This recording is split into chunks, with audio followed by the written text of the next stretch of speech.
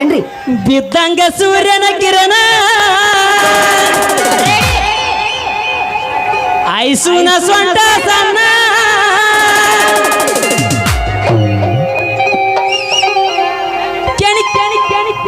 ಕೆಣಿ ಕೆಲಸ ಒಳಗಿ ಹುಡುಗನ ಹೊಕ್ಕಳ ಬಿಟ್ಟ ಹರ್ಯಾಣ ಸುಶೀಲ ಮಾಲಕರ ನೀವ ಹೇಳ್ರಿ ಈಗಿದು ಸರಿಯೇನಾ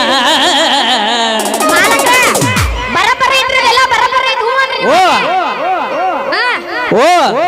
ಸುಭಾಸ ಮಾಲಕರ ನೀವ ಹೇಳ್ರಿ ಈಗಿದು ಸರಿಯೇನಾ